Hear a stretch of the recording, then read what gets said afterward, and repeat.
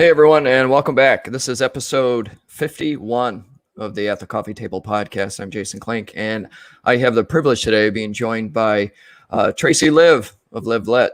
And Tracey is the owner and developer of the CEO for Your Life framework that is based on an assessment. It's for business owners.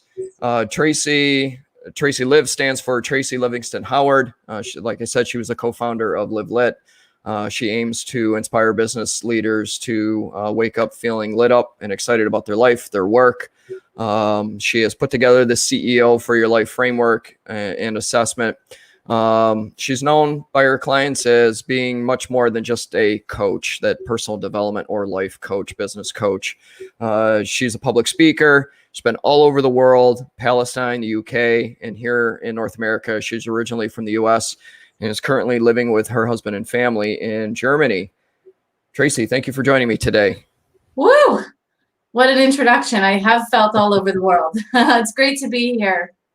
This is really cool for me. You are now the second guest I've had on the podcast this month from Germany.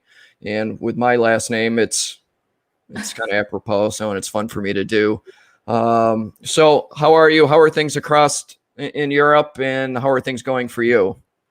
Yeah. I mean, it's great to be here chatting. I mean, I did not plan on my journey, which I'll disclose a bit as we talk, but I am originally from the US. I'm from Connecticut, and met my husband in a pub in London when I was traveling in London. So he eventually, after a long distance relationship, got me to move to London, quit my job, move my entire life over. And now he has even gotten me to move to Germany. He is half German, half English, and more on that soon. But all is going well with the climate that we're in. And yeah, it's interesting to be an American in Europe. Oh, I'm sure. It's unprecedented times, and I've talked about it a lot. I think we've all talked about it a lot, and how the current environment has created some good situations and maybe not so good situations for some folks. But why don't we dive in a little bit into your background, how you got into your coaching and your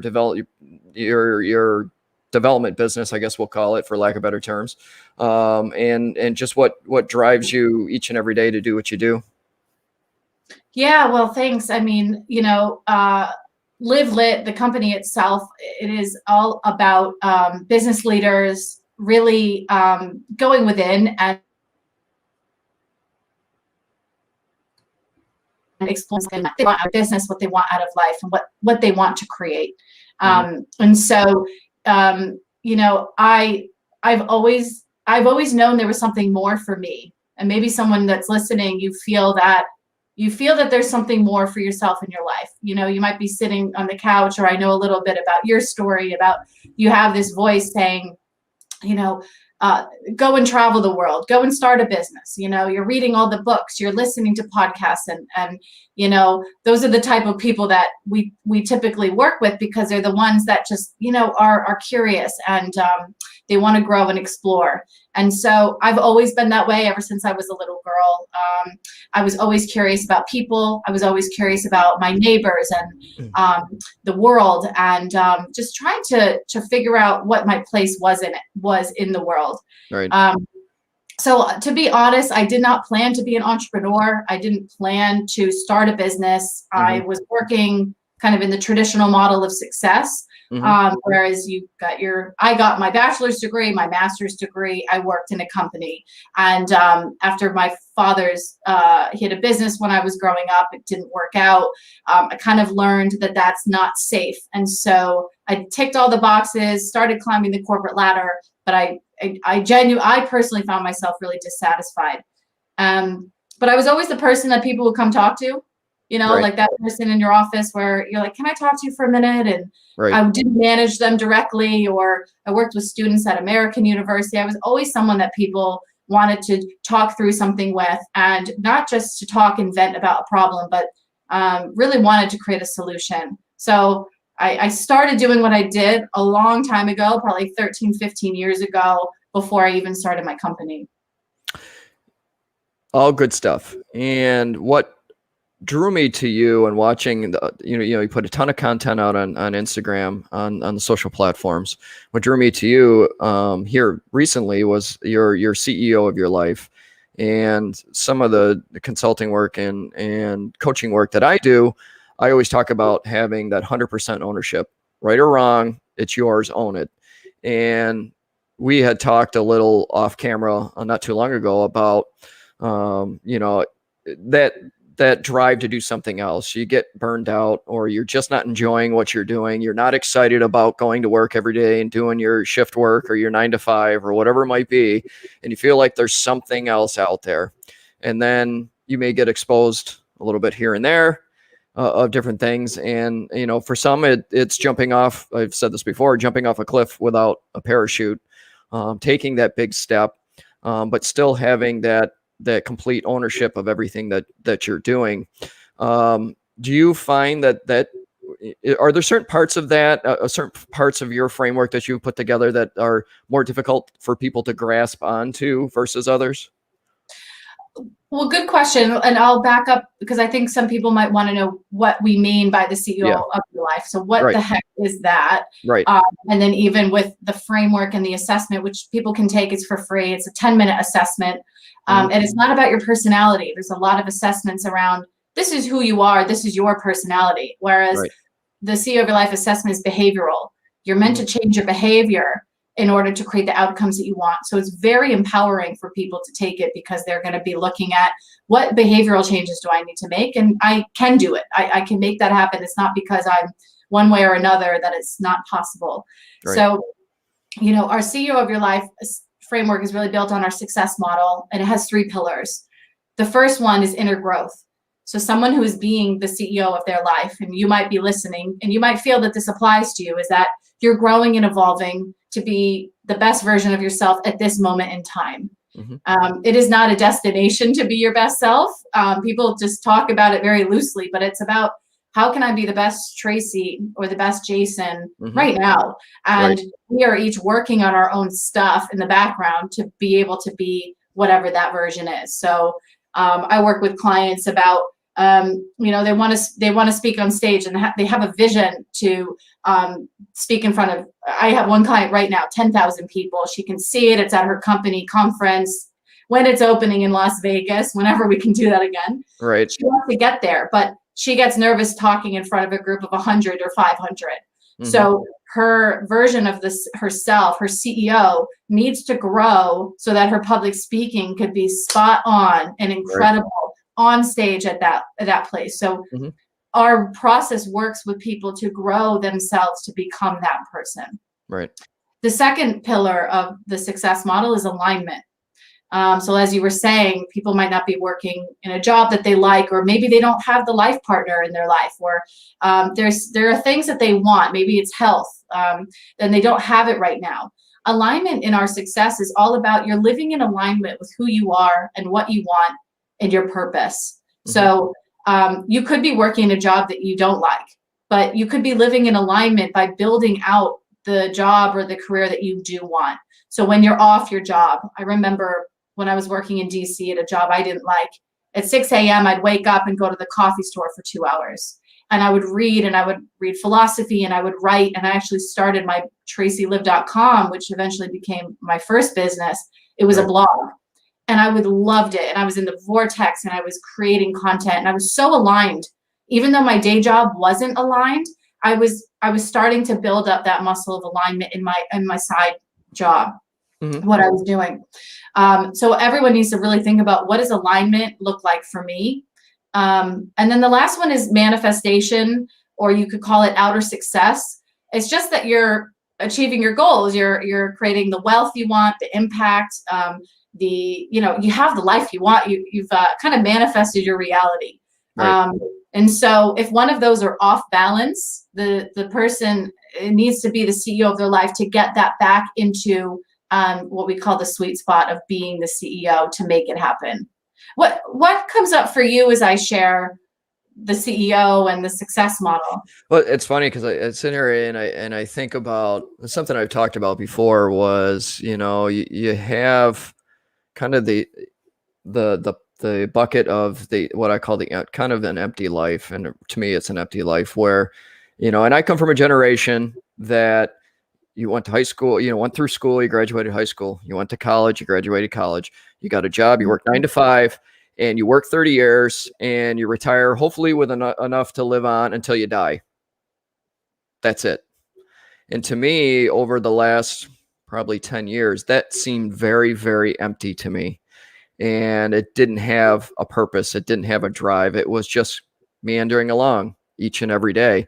And I've had conversations with friends of mine that are in similar type situations where they just, either they're burned out of what they're doing, or they may have, personal issues like you had spoke of that was, pulling them back. I've had friends of mine see all the stuff that I do and, ask me, I kind of like to do what you do. And I always ask them, well, which part? Because I move in many, many different directions. So it draws in all of those for me, and how, you're not stuck. You can get unstuck if you choose to get unstuck. And I think there's a lot that goes into life happens for you and not to you. It's probably one of my favorite quotes. Life happens for you, not to you. So what can you learn from that? How can you continue to learn? How can you keep progressing? And that's what really drives me day in and day out. Well, that's you being a role model and a mentor for people to show them. I know your story when you were working in public service for a long time, and you were doing probably things you excelled at. And I think this is where some people get trapped, is that they're doing well and you're making maybe good money, and it works. And I think a lot of times people stop there as it works. And there are certain people whom are happy with the habitual, with doing the same thing. They really find that safety and security very comforting. So I think there's a distinction when we're talking of this might not be for them. They could be the CEO of their life because it looks a certain way, and that might not change. Whereas when I'm talking about, I'm probably talking to people like you and other people where you have a lot of different passions, a lot of different things that matter to you, and being stuck doing one thing didn't fit. It didn't work. And so this, you mentioned power and taking responsibility for your life. Now, that is what everyone has to do. There's no way getting around it. Right. No one else is going to change in a way in which you're going to have the dream life and not do anything to make it happen. Like, that is you're going to have to at least book the flight to go to Bali. Like, you're going to have to do something to make your life the way you want it, or else, someone else is going to, walk all over that. And I think, in the work I do, this is where the victim archetype comes in. I love doing work in archetypes, and the victim, it's all about power. And the victim gives their power away and says, I blame you. I blame the government. I blame my boss. I blame my family. You're the reason why I'm suffering. And so I need you to change, and so that I don't suffer anymore. And people go like that, and they sit back. But the victim archetype, we know this. We know even if our health is not going well, we have to say, I'm going to start to change my life regardless of what happens outside of me.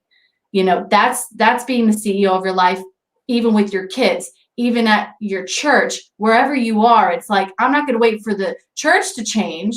I'm going to start to figure out how I'm going to make my moves here, because that brings passion and purpose into our life. I mean, what do you think about that? Well, it's funny talking about that trauma, and I think about people that I have worked with in public safety and I just had this conversation recently, how they're subjected to some type of mental trauma every single shift, every single day sometimes. And they're bombarded with these high intensity situations, and that's where they function well, is in those high intensity situations. So when it comes into their their personal life or family life, if they don't have that constant trauma, that constant high intensity situation, after 10, 15, 20 years of that pounding, that, they just find it difficult to manage, and it may manifest in anxiety and in depression Well, as you and were not taking. punching, I Yep. started to get anxious, and you said pounding into Yep. them. I thought, whoa, Yeah. is it who they are? It becomes it envelops exactly who they are. And that's why now when I first started in that business, mental health awareness, mental health care, that was non-existent. You went to something bad, you saw something bad, it was suck it up and deal and move on, period. Now, luckily, there's been more focus, more spotlight on the mental health awareness and what goes into it. But to me, there's not a lot that's done there's more that needs to be done. And when you only can survive when your adrenaline's high and you are at 110 miles an hour, and that's the only way you really can survive when things back down and you're at 5 miles an hour and now you're anxious, now you're depressed, now it's affecting relationships, now you get into bad relationships or you make bad decisions. That is their choice. Right. No, So absolutely. 100%. It's all about so I then am going to go and make choices with my own power to enter into situations that are going to perpetuate my trauma and how I'm feeling. I want to add, there's mental health, but there's psychic energy, psychic weight. We are energetic beings. We're 99.9% energy. Yes. You know, the atom is nothing. The matter of an atom is like we're empty space. You know, go watch Dr. Joe Dispenza blew my mind when I was 18 years old in college. I watched this video. How old am I now? I watched it like 16 years ago. What belief do we know? Have you seen this video, this movie? I have not. I'll have to look that up. He said, what the bleep do we know? This is all about neuroscience. It's all about quantum physics. You know, take it to another level, that we're just energy. And when someone's talking to us on the phone, they're not physically hitting you, are they? Right. They're not hitting you. And yet you probably feel anxious here, where chest, stomach, solar plexus, your throat, your head. One of my clients said she had like a bee's hive of bees in there. Yeah. And if we opened your head, would they fly out? She goes, well, obviously no. So it's all, you know, we carry energy. We carry this, we carry that. And then I think what you're getting at so important is, how do we possibly release the energy? How do we clear out at the end of the day? You know, because if we're going to be the CEO of our life and have really amazing relationships or be great at our job, this is a whole nother level of what we're not taught in terms of energy medicine, Chinese medicine, quantum physics, how we can heal our energy system, not just have a bath, because that doesn't get to the root of it. Right. No, you know, I was, you know, in the midst years ago, I went through some garbage and I was in a hole I wasn't digging myself out of. I wasn't climbing up those walls without a lot of help. You know, I went from being in the environment of go and those high intensity type situations for a number of years, failed marriage, poor choices, poor behavior. And it finally got to a point where it was affecting everything. So if you met me walking down the sidewalk and said, hey, how you doing today? It was always awful, terrible. Right. So once I started, you know, reinventing myself, because, you know, I got into real estate because I needed to learn something other than what I had been doing for 20 years. So I get into real estate and I have to learn business. I have to learn how to be successful. So as I'm reading and absorbing content and learning and personal development stuff, like the same things, how you transfer your energy, how you carry yourself, how you're manifesting as simple as manifesting your day, to where now if you walk down the street and you pass me, hey, how are you doing today? It's fantastic. I'm doing great. And just that, even see it in your energy. You wouldn't have to tell me anything, and we can look at people, and some people are really, you're drawn to them. It's like they're light, and then some people are weighted down. You know, by that. And so you made a choice to change. Yes. Despite your circumstances. How come? I was just, for me personally, I was just tired. It just came. I was tired of doing nothing. I was tired of spinning my wheels. I was tired of reliving my past.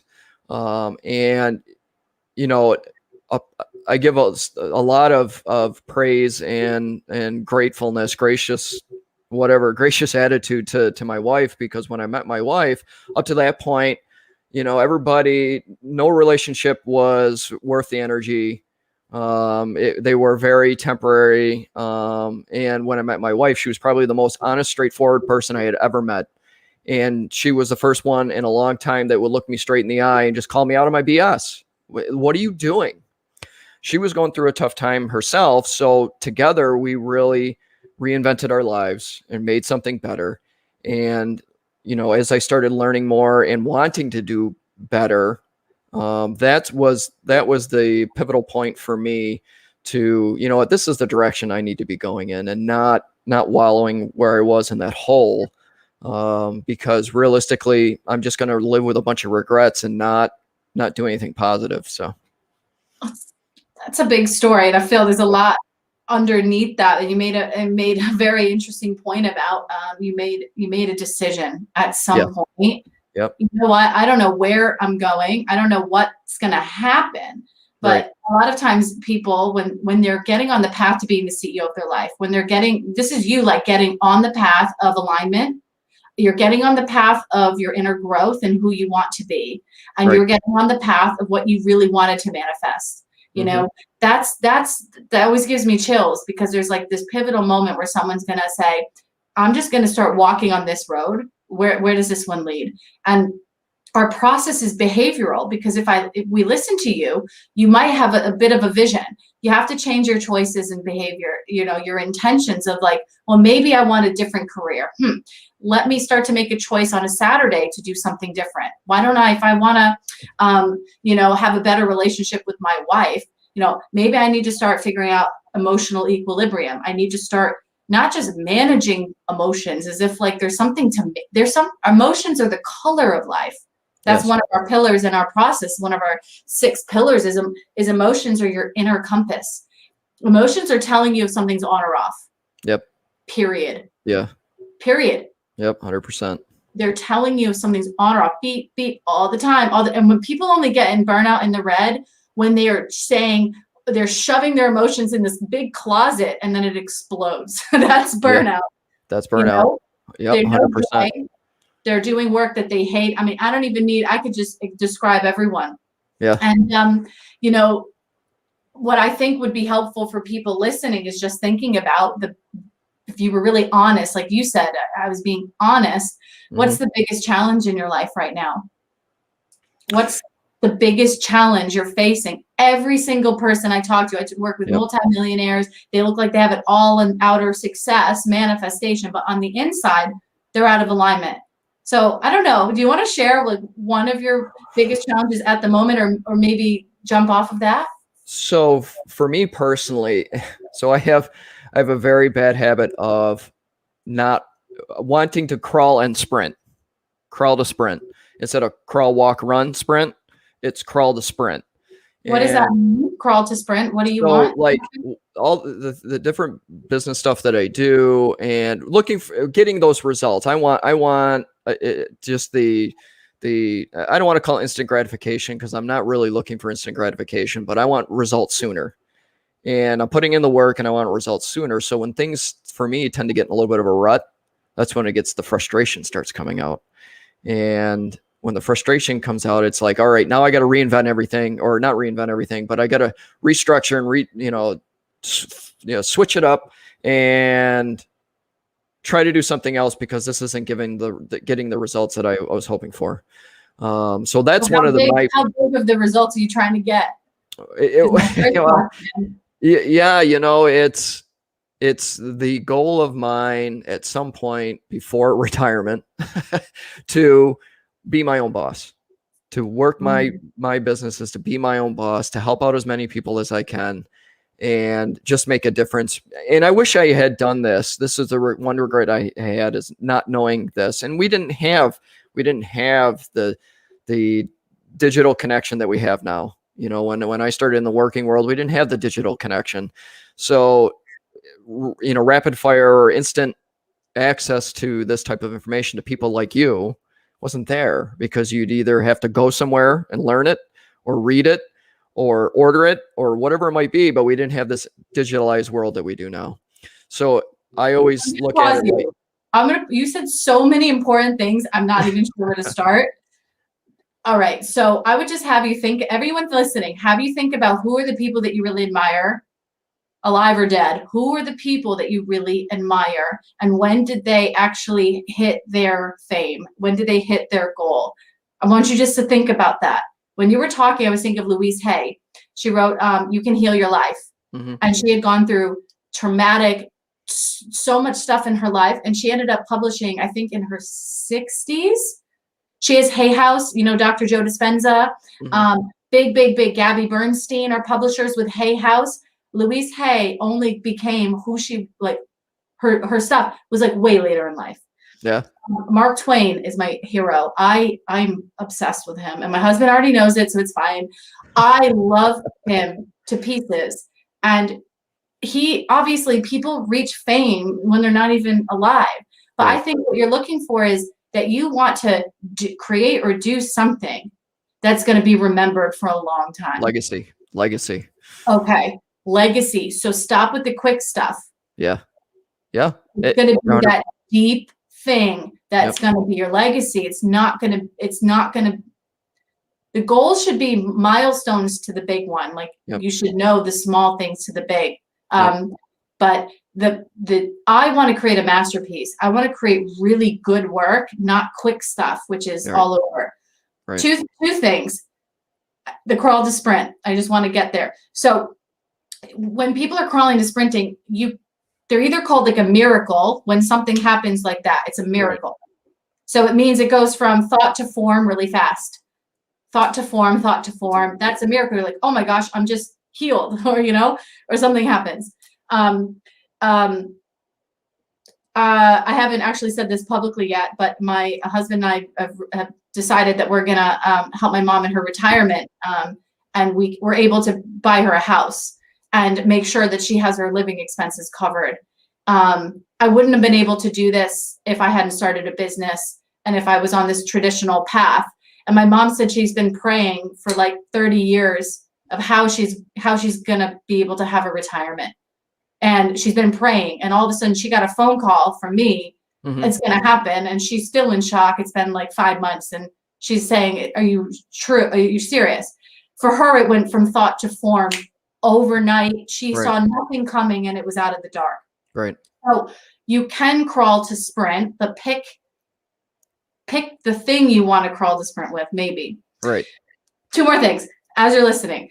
Yep. Crawl to sprint also happens when you're not blocked at all energetically. So what would prevent someone from going on stage to speak to 10,000 people might be fear. They might feel like, who am I to say this? I'm an imposter. They might have something tons of stuff holding them back.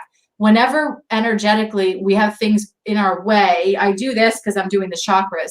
We block the thing from manifesting wherever we're stuck.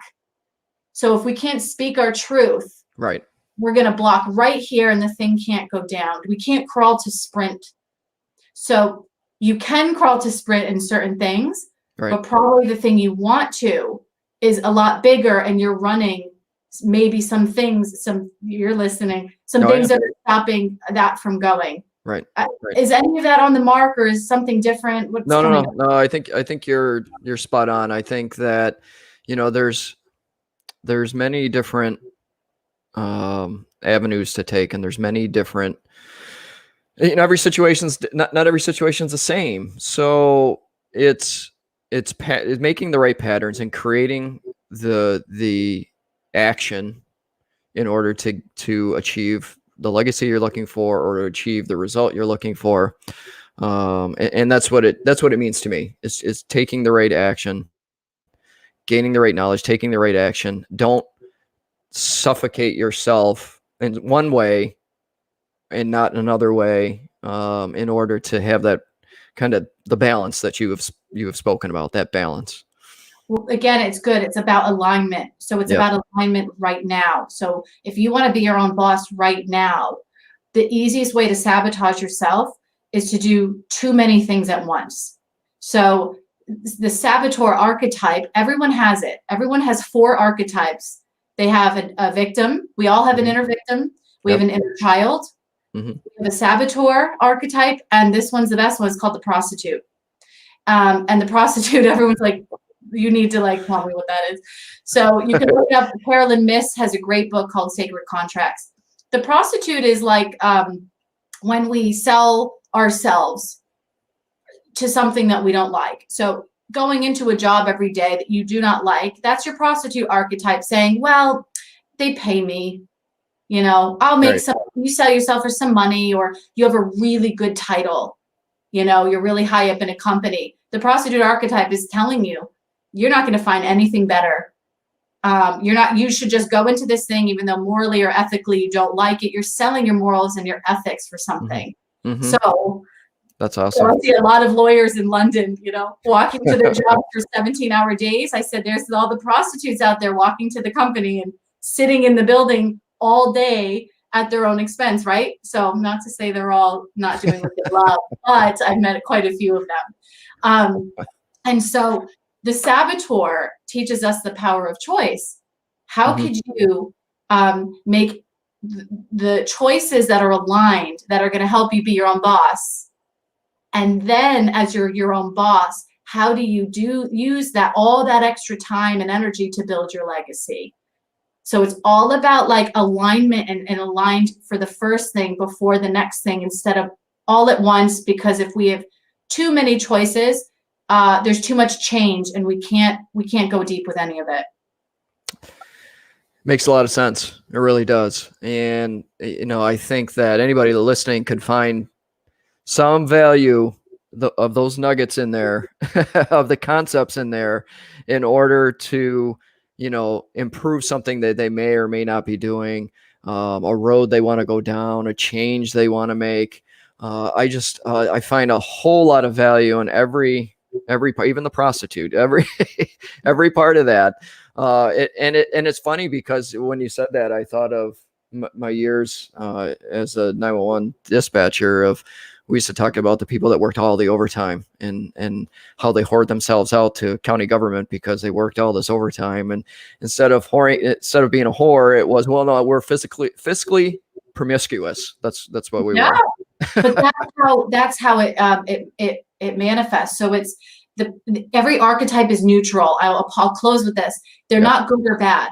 Yep. So they're neutral until we put them into play. And what we can learn, what the prostitute archetype teaches us, is faith. So we have to have faith. And that's when we say, I'm not going to do this anymore. I have faith it's going to work out. I don't have proof, but I have faith that if I jump on the other side, it's going to be fine. All right. The saboteur teaches us self-esteem and choice. It teaches us to own what we're doing. So we have to run these archetypes in their like shadow side in order to figure out how to bring them into the way in which we can really, you know, again, to create the life that we want. So if anyone's listening, you know, I would just recommend to take the CEO of Your Life assessment. You're going to get a 15-page customized report across 9 different domains, our success and process model. And you're going to start to figure out not only maybe what you're doing well and the things that you're doing really good that you should continue to maintain and grow, but maybe some blind spots or things where you're like, oh, I'm going to be in your head when you take it. I am doing that, but it's your opportunity to take your power back, make the choices you need to make the life the way that you want it. Because I think Jason and I are just kind of normal people going for it, and more people are feeling that urge to do the same. You know, 100%. This has been absolutely awesome, and I didn't realize what road we'd end up taking, and the fact that there hasn't been many podcast episodes where I'm fired up enough to be doing this, and it just happened to be the right conversation, the right time, and some things I had talked about before, and other things I hadn't. So. This has been fantastic. Tracey, how would people get a hold of you if they wanted to either find you on social or your website? Yeah, thank you. I'm so I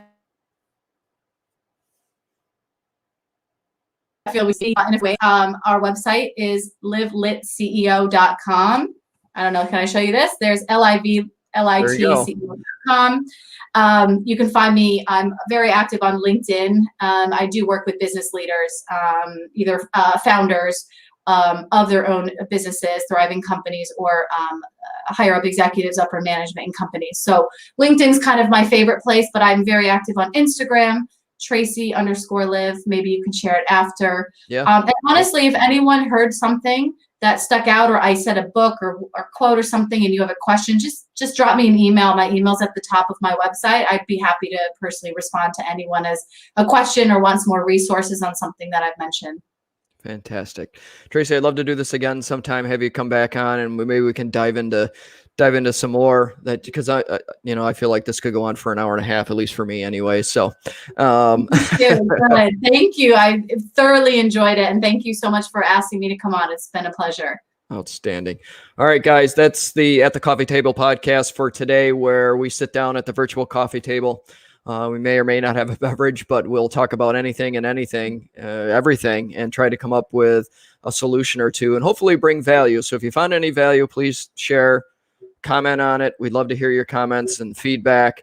Do you want to see more of Tracey and her message later on this year as we move forward? So with that, I hope that you guys take care of yourselves, take care of each other, and have a great day. Thank you.